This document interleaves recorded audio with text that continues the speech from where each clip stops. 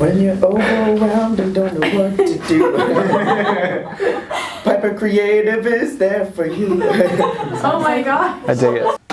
Cool. So everyone's here. I'm gonna kick it off. Everyone has met everyone, and basically that's just Craig. This is a completely new experience across the board. This is Piper's first new year. We haven't even been in business yet for an entire year, which is kind of surreal. But basically what we want to do at this meeting is I'm going to start off just kind of going through our plans for 2019. And then once we get through everything, we have a bunch of not just like housekeeping, scheduling stuff. Thankfully, Tori is going to be taking over the meetings and running the meetings from me so that they have more focus and don't meander as much as I'm sure this presentation probably will. And then also we're going to hit on some things, and in terms of some of these goals, like there's some goals that are explicitly owned by like a single person in this room, but there are other goals that we're all going to share in co-owning.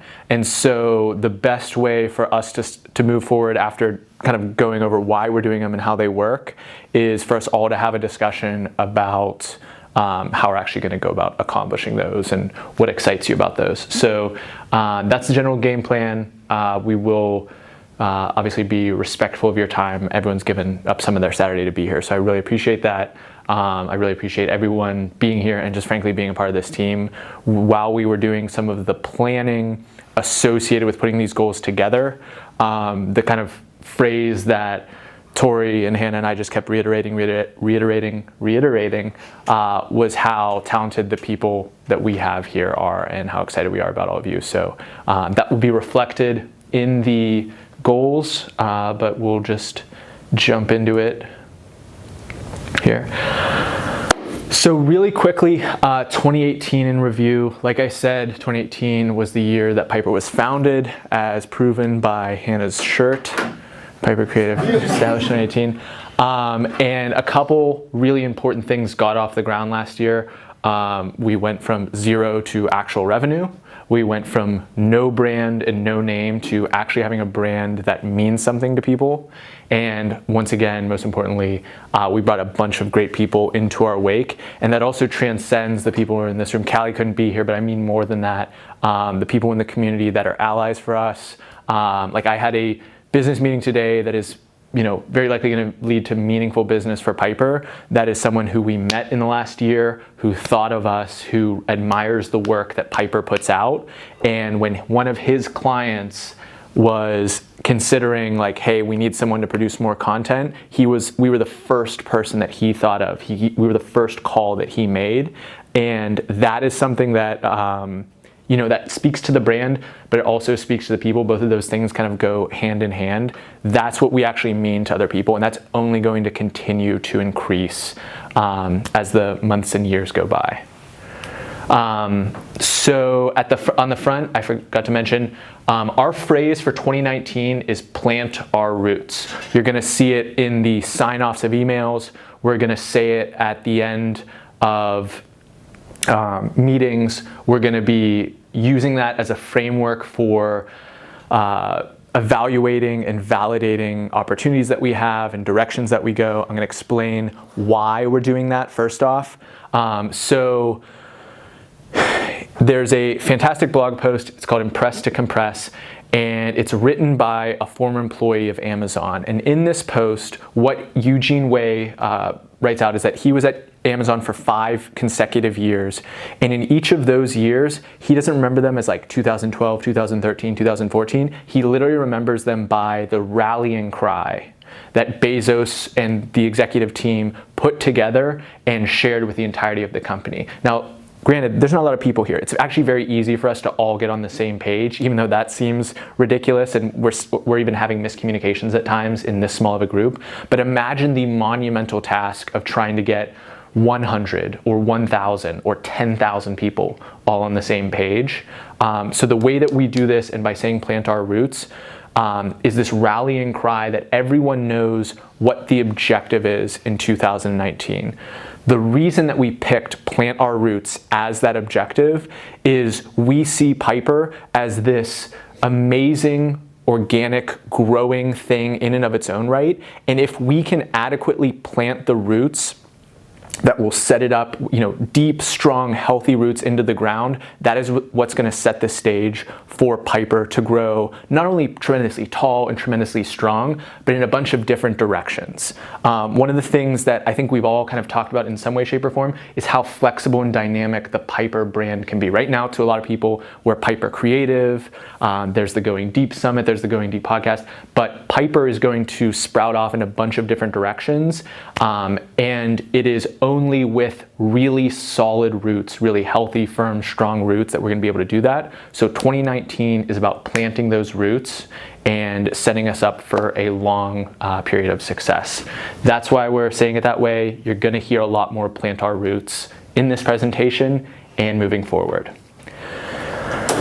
In planting our roots, we identified 5 roots that are going to be the primary focus of 2019. We're going to go into meaningful depth on all 5 of these, but as you're reading, the first part is relative to the kind of existing framework that we have for content, 300 pieces going out, 3 tentpole shows up from 2 that we're at right now, executing 15 micro shows as a team, $35,000 in monthly recurring revenue for the business, the core SOPs being written, taught, and iterated upon, and meaningful job offers for every Piper intern. That means every single person in this room is part of the goal, and we're going to elaborate on what that means as well.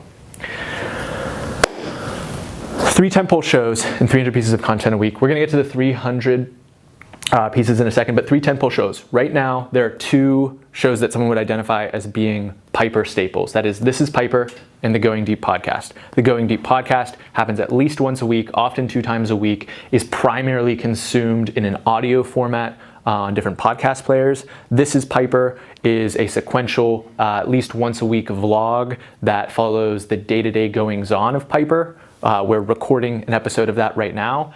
And it is broken apart into little pieces for different platforms, but it's a way of actually following just the day-to-day goings-on of Piper. We want to at least introduce one more tentpole show. We don't know exactly what that means. The beauty of collaborating with so many creative people is that everyone gets to play a part in brainstorming and deciding what that may be. But Hannah, as the Chief Creative Officer, is going to own this eventually becoming a reality. We're not necessarily trying to launch this next week, but we know that it's something that we have to do in 2019 in order to not just build the muscle of producing more consistent shows, but also just creating more touch points for a diverse group of audience who the podcast might not be right for, the vlog might not be right for, but this show could be the right thing for reaching them.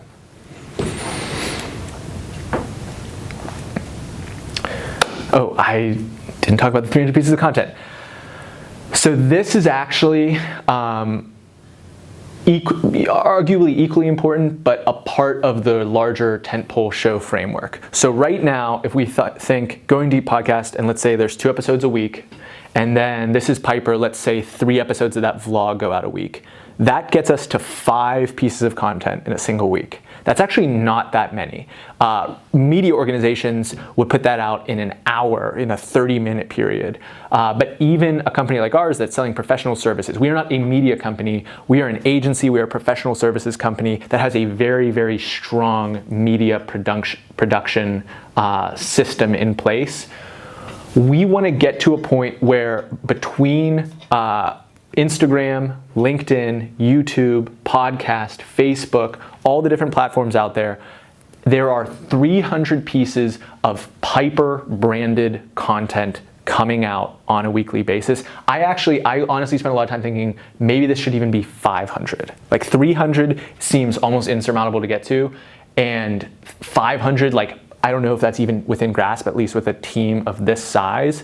But what that means is not just breaking apart This is Piper into micro content, not just pooling pictures from Going Deep podcast recordings and putting those up on Instagram, not just showing the Instagram stories of behind the scenes of these different moments, but more and more and more ways of getting different pieces of content out there on different platforms and continuing to think creatively about how to do that. One of the ideas that we are particularly excited about doing to make this a reality is the concept that we're calling micro shows. So while a tentpole show is something that is very well established, has a lot of infrastructure around it, and is usually longer. It's, This is Piper can go 8 to 20 something odd minutes. These podcast episodes can similarly be in the 30 to 35 minute range.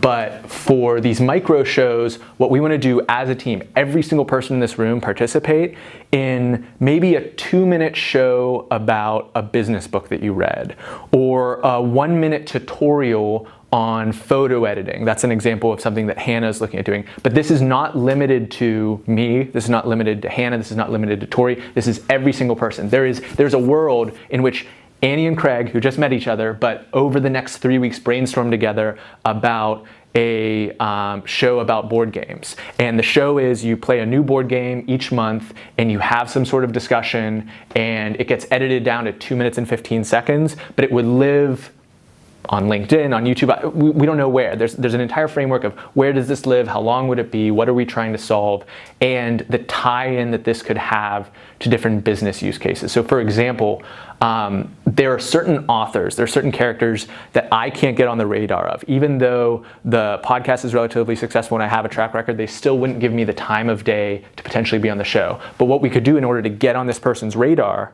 is do a review of one of their books, have it be 2.5 minutes long, go up on a platform like LinkedIn.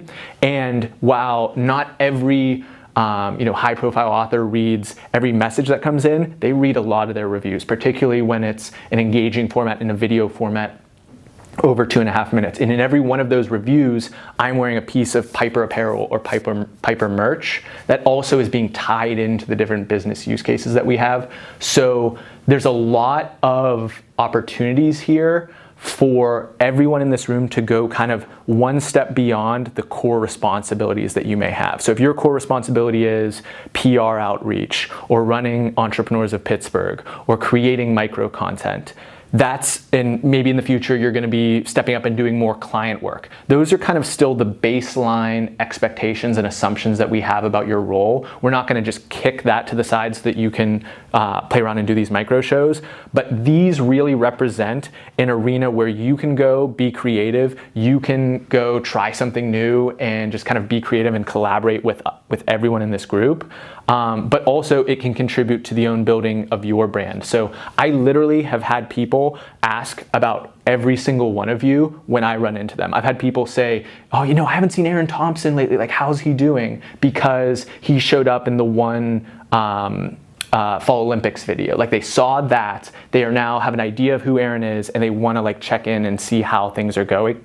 There's going to be continued opportunities in that sense back to that family of people that are interested in Piper and fascinated by the things that we're doing, a chance to get on their radar and build your own personal profile on that front as well. We're going to talk about that a little bit more after I'm done with the presentation, but the key thing to note there is that we are all owners of this objective. There's absolutely no chance that we will get to 15 micro shows if it is just Aaron, Tori, Hannah handling these. We need your help on that, but it's going to be up to everyone in here to step up and come up with an idea or feel motivated to do so. Next is a goal of $35,000 in monthly recurring revenue. When we have recurring monthly contracts, that allows us to project the revenue that'll be coming in 1, 3, 5, 12 months down the line, which contributes to our projections around paying rent, which contributes to our projections about being able to pay salaries to members of the team. And it also just gives greater predictability to, we want to run a marketing campaign, we want to put some more money into new equipment or to promoting the Going Deep Summit. That ability to project outward is crucial for us in terms of any sort of strategic planning. We can't live on one-off projects and campaigns. Why 35,000, not less, not more? We are hovering right around monthly recurring revenue right now. We're just, and where that puts us in a position is we can have 3 basically full-time people between me, Hannah, and Tori, but we are, just barely brushing by in terms of accomplishing that. We're really not even fully compensating the 3 of us appropriately in order to be at that level. $35,000 in monthly recurring revenue is a level at which not only could we adequately compensate a full team, but there would be a degree of sustainability and actual role ownership. Meaning that there could be someone who doesn't have to put out every Friday, they could just be in a business development role. There could be people who exclusively run a sequence of client contracts and don't have to worry about anything outside of that arena. Further, the $35,000 is also just in terms of how much is sitting out there with us, like this business meeting that I took earlier today that came inbound. There's enough out there that this is attainable, but we're not saying like we're gonna be $1 million company in 2019, because outside of just some, really unforeseen Herculean development, it's highly unlikely that we would be able to accomplish something like this. This, to me, feels very, very accomplishable. It also contributes to the last route, which is a meaningful offer for every Piper intern. How do we actually make this happen? We need to increase the number of clients, but that's not the only thing. The other side of this is increasing the annual contract value of the clients that work with us. Some of our very first clients when we started Piper, some of them didn't work out, but some of them just didn't even pay us enough. We would have had to have so many clients that we would have just been drowning in it. We were not making enough on each of these clients to make it worth our time, and that leads our work to suffer and therefore isn't worth their time. So not only do we want to increase the number of clients, but there are clients that maybe we just do LinkedIn video for, or we just do podcasts for. We want to add more services that they find valuable, but the efficiency that comes from having one touch point, having one client that we provide more services for at a higher price point, that allows us to scale more effectively and also reach 35,000 much more quickly. 3 components to this. We don't want them to just be written. We don't just want to document that, like, okay, we wrote something, congratulations to us, pats on the back. We want something that has been written. We want something that has been used to teach someone something. I guess that almost everyone here has been taught by an SOP. If you haven't, that's coming very, very soon. But the most important part of this is that the document has been written, that it has been taught, and then it has been iterated upon. So I think I sent Craig an SOP somewhat recently, and he came back with a single point of contention. I know, Dan, you've done something similar where you've read an SOP and you've noticed that like one thing could be added or changed or augmented in it. And that to me is the real unlock of this entire process, because what we're trying to do is institutionalize as much as we know. Everyone in this room knows a lot about what we do, and by institutionalizing it, putting into the document, that's gonna give us so much leverage when we actually have that opportunity to scale, not just hitting the 35,000 MRR number, but 2, 5, 10 years down the road. I actually think this is the absolute #1 core route of the 5 routes that we're planting, because by institutionalizing all the knowledge that we have, it's going to allow us to teach more people, and then that unlocks every single person in this room to start to relieve themselves of some of the most painful, unenjoyable tasks that they have to do within the business, pass them off to someone else, and level up into something that's a little bit more engaging. If right now you're a 5 out of 10, it's gonna help you get to a 6 out of 10. If you're at a 6 out of 10, it's gonna help you get to a 7 out of 10. And hopefully, by the time it's all said and done, we're all at 10 out of 10s. Tori is owning this. She can talk a little bit more about that after we get through everything, but she's gonna be the primary point of contact for questions, iterations, teachings, all that good stuff. Last one, meaningful job offers for every Piper intern. I can deeply, deeply empathize with the feeling of, I can see graduation right around the corner. I know I'm supposed to go to the Career Resources Center. I know I'm supposed to be filling out my resume. People are telling me what to do, and I feel kind of alone in this entire process. My dad gives me that stern look over the holidays, why haven't you figured your shit out yet? I can relate to all of it. I've literally experienced every single thing there. Granted, where we are from a revenue standpoint with Piper, I cannot promise you ethically that there will be a job waiting for every single person with Piper. This is not saying that Piper can offer a job to every single person here. What this is saying is I am owning, in addition to the revenue number, helping every single one of you accomplish the objective of having a meaningful job offer when your internship with Piper is done. That means going through resumes, teaching you every single trick that I know about job hunting, putting your name out there, because while I recognize that I would love to keep you all in our midst, and if we could get our revenue up quickly enough and pay you all enough, we would make that happen. The frank, honest thing is that I just don't think that we're gonna get there by April or May of 2019. It's just not where our projections currently look. If that changes, you'll be the first to know. But what we're gonna do is everyone's gonna meet with me one-on-one. I'm gonna understand a little bit better what your objectives are, what are you trying to do, where you're trying to get to, and I'm going to be an advocate, a partner, an ally in that personal objective that I'm sure you all have in some way, shape, or form. If there is like an opportunity with Piper on the near horizon, you're gonna know about that. But the most important thing is that you are not alone in that pursuit. That is something that I just think sets Piper apart in terms of a culture, in terms of valuing each individual in this room, making you feel that you're not just here to like, check a box or complete a task for us. We're invested in you, and the hope is that you'll be invested in us along the way as well. Ideas. If you do not have March 23rd marked on your calendar right now, please do so. That is the Going Deep Summit. That is one of the highest leverage, most important days for Piper, period. We're gonna have everyone understanding roles that we might need you to fulfill on that day. There's gonna be a lot of excited people there, cool ideas, solid food. Oh my. Damn it, Craig. He was just accessing his calendar. Yeah, he was just already fired. So this is really important. We're recording this. This is like Looney Tunes that, sharing it with all of you is not a big deal. We're all on the same team and we're sharing goals. But why would we ever put this out publicly? I think that the most important idea here is actually a little way down the list. We want to attract A players. We want to attract really high caliber interns. Down the road, we want people in our orbit that when we can hire, we're ready to do that very quickly. And we're not just taking whoever we can get, but we actually have the pick of some really high caliber people. And by putting our goals out very publicly like this, putting our values out very publicly like this, that's the type of thing that A players take note of. There's C players that are like, oh, those people are idiots. They're just sharing everything.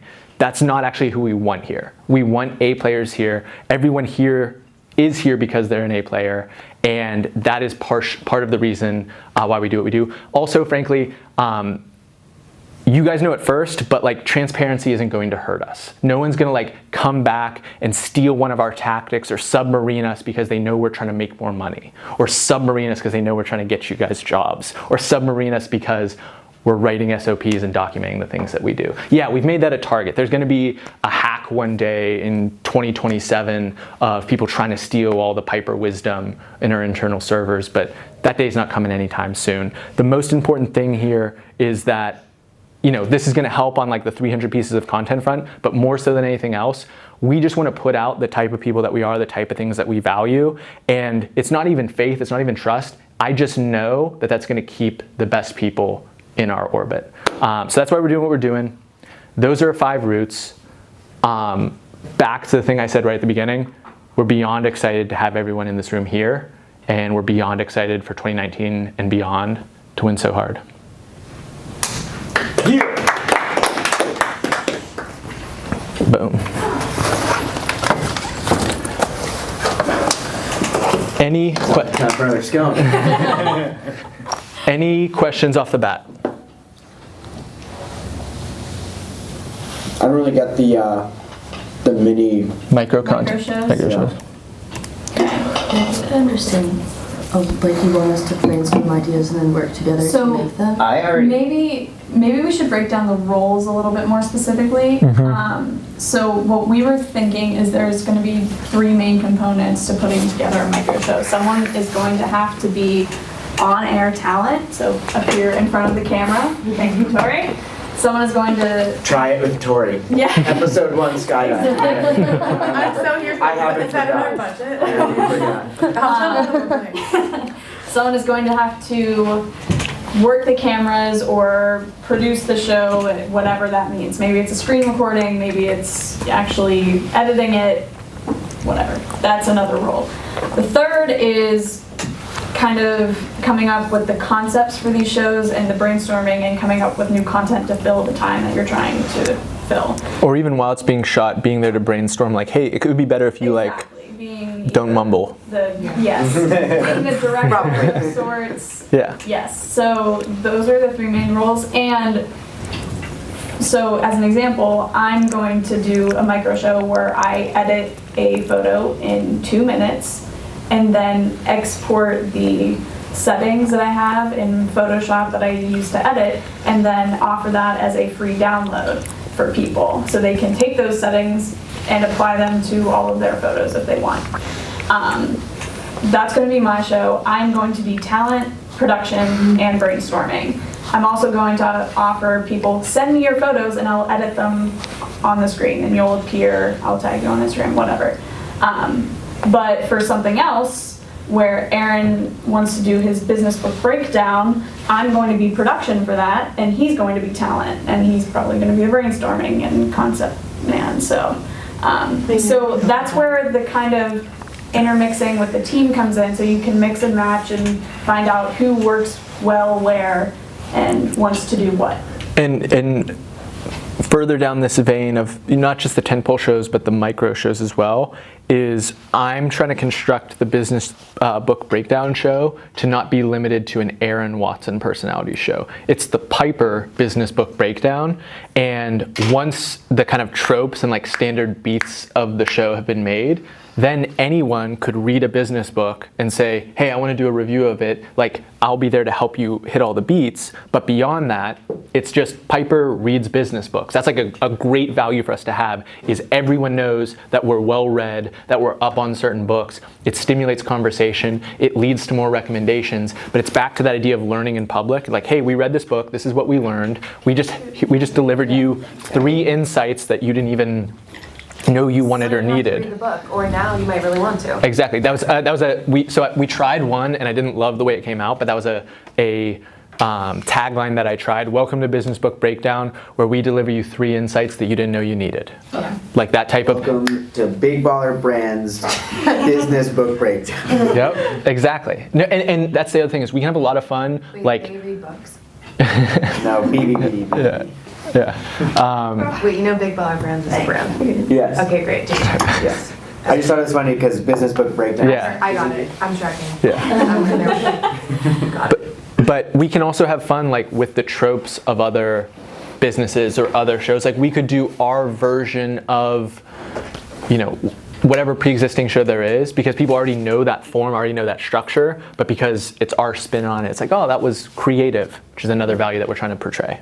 Yeah, it's kind of like our spin on the pizza reviews. Like, Hannah and I are going to put an SOP together of like, these are the key things. Like, when you go through your pizza review, we know the taglines, like, all right, Frankie, and Aaron says, all right, Tori, or all right, Hannah, One bite, everybody knows the rules. Run bite, everyone knows the rules, saying the address and the location.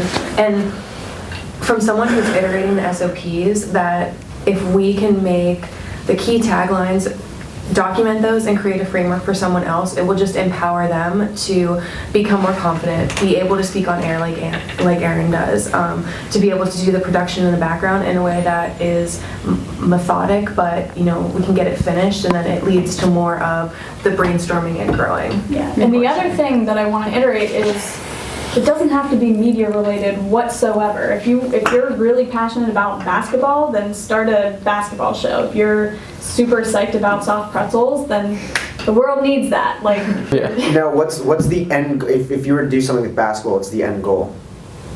Who do you want to see that? And So this is how I would think about it. Is there are one of the toughest adjustment points for people who come outside of American business culture is that every meeting actually starts with 5 to 10 minutes of small talk. There are other cultures where they do no small talk. There's other cultures where they do lots of, even more than they do now. Letting everyone know that I know a lot about basketball and love basketball is an entry point for me. There's people out there who love basketball, and now that they know that I love basketball, are going to be so excited to talk with me about that.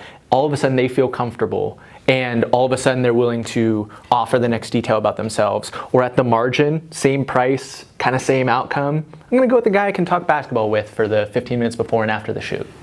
Like, it seems silly, but that's actually how people make their decisions. And it's more about the journey than an end goal here. It's in us creating our personal narratives of like, this is a book we read, this is some things we learned.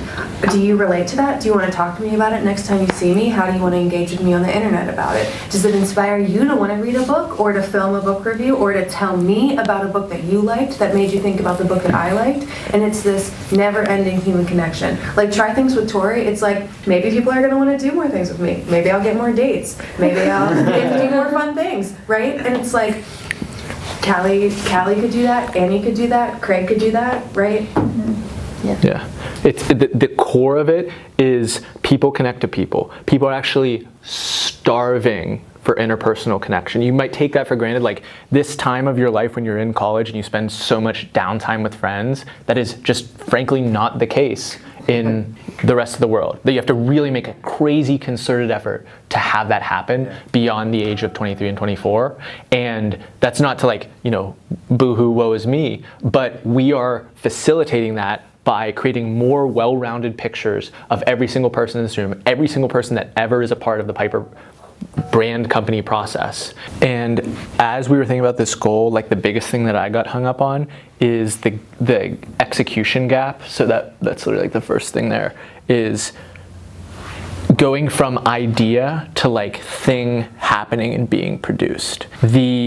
Getting through that the first couple times is actually really, really hard. Like I had this idea and everyone kind of seemed excited about it, and then like 3 months later, nothing has happened. And so there are a couple solutions to that. One is just be dogged. People will feed off of your doggedness to like, hey, I really like this idea and let's run with it. But that's not all. That like puts every single onus on you, and that's not particularly fun. You can also like one-to-one come to me, come to Hannah, come to Tori and say, look, I'm really excited about this and I can't seem to make it happen. Can you help me just get at least the first one out, the first one published, the first one through the door? And once you've gone all the way through a couple times, it'll seem a lot more attainable and a lot more easy to kind of understand the moving parts.